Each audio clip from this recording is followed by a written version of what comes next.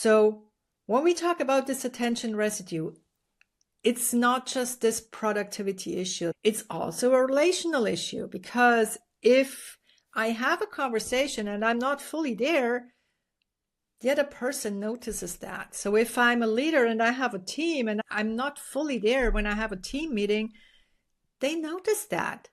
And over time, this even erodes trust. Hi, and welcome to Lead Well.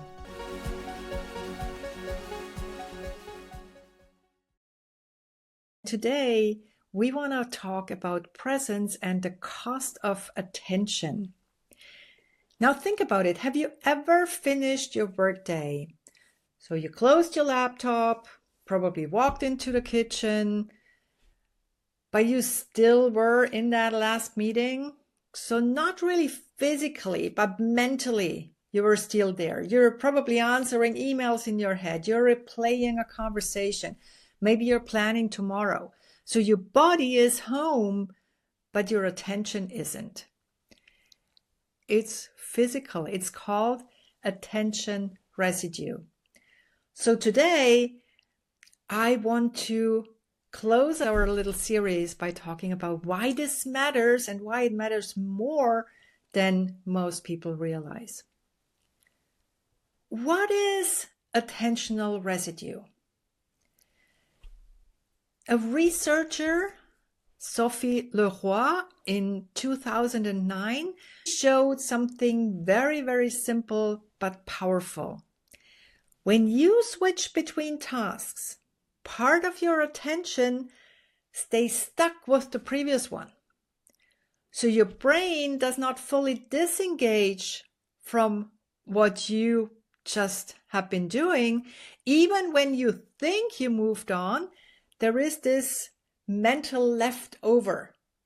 And this mental leftover competes with what you're currently doing. So it reduces your capacity to cognitively think, to cognitively process things.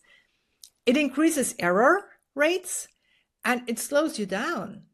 So there are estimates that suggest that this switching between tasks, the attention residue, can cost up to 40% of our effective working time. That's 40%. And the other interesting thing is that after a switch, so when you switch between tasks, it can take up to 15 to 23 minutes to regain full focus. Now, think about a normal workday. You work, let's say, on a presentation.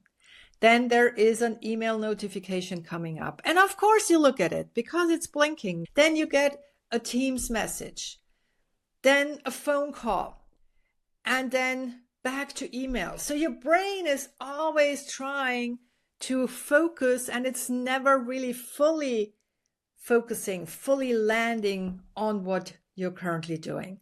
You're constantly carrying open tabs. It's like on your screen, there are a lot of different tabs, and the same is happening in your brain. So let's look at it from a nervous system perspective. I often talk about the autonomic nervous system and the parasympathetic nervous system, the sympathetic nervous system, so the thrive and survive, or the rest and digest as it's called usually, and the stress response. And in the last episode, we spoke about orienting. So this small moment in which our mind tries to figure out, should I go into a fight, flight, freeze response, or is this not something I need to stress about? Now, add this additional layer. When a task remains unfinished, the brain keeps it active. And this again connects directly to the so-called Zeigarnik effect, which says that we remember unfinished tasks better than completed ones. Maybe you already experienced that. An email that I finished and sent off, I often forget about it. An email that is sitting in my outbox because I need to finish it up, that's always on my mind. So the brain really keeps an open file for what we have not yet finished. And open files, what they do is they create tension.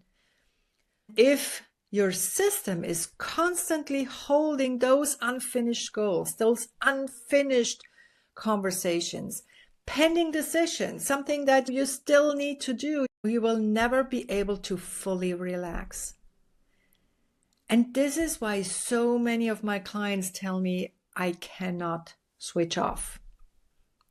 And it's not lack of discipline. It really is due to this residue. Now, what is the cost for quality? Because that is impacted as well. So research shows that when attention residue is high, so when we do a lot of things one after the other, even more so if the things are not finished yet, then performance drops, error rate increases, and our strategic thinking declines. Whereas our emotional reactivity increases, of course. And this is the subtle part. You might still be working. You think you're really busy, but you are not fully there. We could almost call this presentism at a cognitive level. You are physically present, but mentally absent or at least divided. Over time, that fragmentation prevents the work creativity and most of all, real recovery. And where this shows up most is in the modern office work. Because our modern knowledge work is almost designed to create residue. We get constant notifications. We're expected to be on Teams. We're expected to answer to WhatsApp messages. There is rapid context switching. And who hasn't gone through a day where you had back-to-back meetings where you could not even do a bio break because there was another meeting already waiting and you were almost always late, especially when you're in the office and you have to move between rooms, then often there was not even the time scheduled in to move between those two rooms. But not only in the office it's difficult, but also when you work at home, because then you are in this hybrid work situation where personal role and your professional role are more or less blending. And your brain never knows exactly, are you now in a professional capacity? Are you in a personal capacity? You switch between the two. Maybe you have your kids walking in and then you switch to your family personality and then your kids walk out and you get back into the meeting and you have to put your professional hat on. Every change really creates this attentional residue. And then we wonder why evenings feel restless. Because nothing is really fully finished, fully closed. And as I said already in the first episode, presence is not just about being calm. It's about being cognitively in the here and now. And it's, as we know now, also about cognitive closure. So making sure that if I switch to a next task, that the previous task, if it's not finished, at least my brain thinks it's finished enough to move on. Let's look into two different little practices that you can do to help your brain and help your productivity here. The first practice is the so-called parking note. So when you switch between tasks, then be very explicit and write one sentence. I stopped here. This is finished for now. And the next step is. And that is all. So you're giving your brain a closure. It's only a temporary closure, but for your brain, it's enough. And the funny thing, I always tell my clients, especially when we work with horses, when we work with dogs, so the trust technique animal clients, your brain does not even notice whether you have pen and paper and you really write the sentence down or you just write it in your hand. Just say, I stopped here. This is now finished for now. And the next step is. And this dramatically reduces the mental leakage into the next task. You can use it before meetings. You can use it to end your workday. You can also use it before switching projects. Takes not more than maybe 20-30 seconds. And I think you will be surprised how much it changes. And the second practice I wanted to share with you is the 3-minute reset. So when you are working on a cognitively demanding task and you want to move on to the next one, you can do something that animals do when they come off a pretty stressful encountering. You know what they're doing? You probably have seen that a lot in dogs. They shake it off. And so I'm not asking you to shake it off in the middle of the office, although you could do that. But what you can do is you can either stand up or remain sitting and then focus on your breathing. And what you can do is you can make your fists and then release them really, really slowly. And it's just they are opening up on their own. You don't have to do anything. And then you do exactly the same with your shoulders. Pick your shoulders up and then let them come down by doing less and less and less of the picking up. So don't really let them fall down, just move them down really slowly. They are moving down really slowly on their own. You don't have to do anything because gravity is doing that job for you. And then you can ask yourself, where is my attention right now? And there is no judgment involved. There is no good and bad. Just notice where it is. And if part of your attention is still in the last task, in the last meeting, then just acknowledge it and deliberately orient to the next task. So this is presence as a prevention. It's not damage control, but it does matter because if you go, for example, into a meeting and you still have a lot of attention residue from previous emails, previous conversations that you had over the day, and you have a conversation in this meeting, and your brain is not 100% focused on the conversation you're currently having, there is a high chance that you miss signals, that you react faster than instead of responding to others. Your reactivity increases, for that matter. You're less tolerant. You get emotional more quickly. And you probably are not fully able to listen attentively, but only partially, because part of your brain is just not there. Part of your brain is not available. So when we talk about this attention residue, it's not just this productivity issue. It's also a relational issue, because if I have a conversation and I'm not fully there, the other person notices that. So if I'm a leader and I have a team and I'm not fully there when I have a team meeting, they notice that.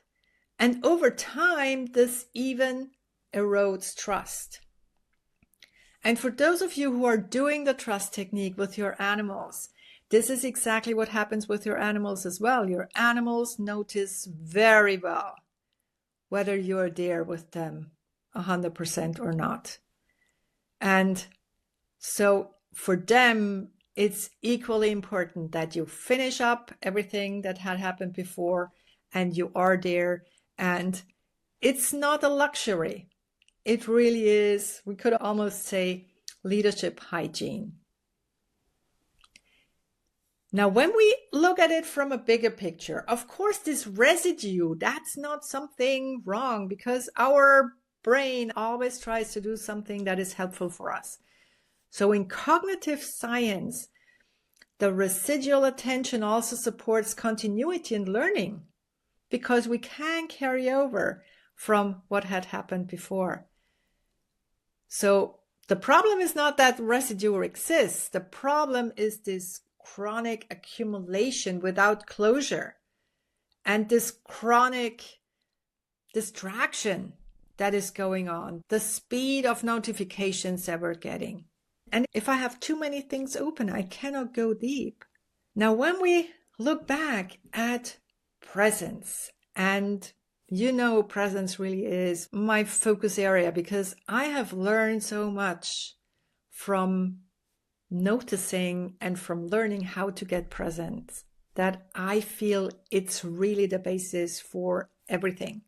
If I cannot get present whenever I want and whenever I need to, life is pretty hard. So we looked in those last 4 episodes into why presence is a condition for living well. And we have seen that it begins in the body. And then we looked at this orienting moment before our stress response kicks in. And today, we talked about attentional residue.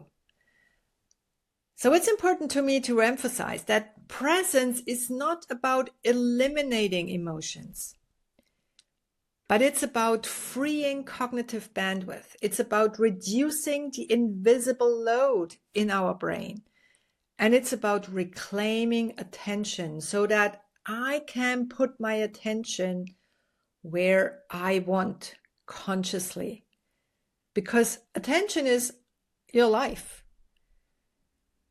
If you want to go deeper, there is a chance because on February 28th, I start a beta cohort for my new course, Switch Off Work. It's designed especially for corporate employees and leaders who struggle to mentally disengage. And in those 4 weeks, we go much deeper.